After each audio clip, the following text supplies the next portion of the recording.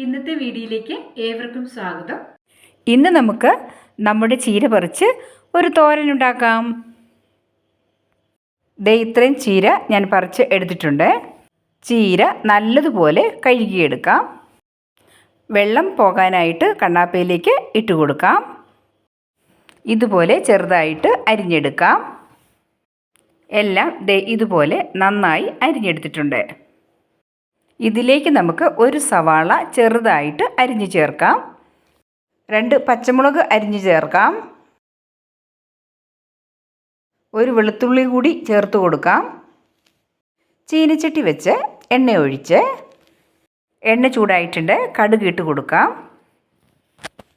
കടുക് പൊട്ടിക്കഴിഞ്ഞപ്പോൾ അരിഞ്ഞു വെച്ചിരിക്കുന്ന ചീര നമുക്ക് ഇട്ട് കൊടുക്കാം. ഇതിലേക്ക് മഞ്ഞൾപ്പൊടി, ഉപ്പ് എല്ലാം ചേർത്ത് നന്നായി ഇളക്കാം. 3/4 വേവ് ആയപ്പോൾ തേങ്ങ ചേർക്കാം. ഇതിലേക്ക് 2 മുട്ട കൂടി ചേർക്കാം.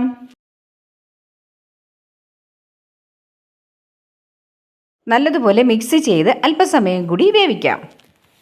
നമ്മുടെ ചീരത്തോരൻ തയ്യാറായിട്ടുണ്ട്. നമ്മുടെ ഹെൽത്തി ആയിട്ടുള്ള ടേസ്റ്റി ആയിട്ടുള്ള മുട്ട ചേർത്ത ചീരത്തോരൻ തയ്യാറായിട്ടുണ്ട്. റെസിപ്പി ഇഷ്ടപ്പെട്ടാൽ ലൈക്ക് ചെയ്ത് സബ്സ്ക്രൈബ് ചെയ്യാൻ മറക്കരുതേ.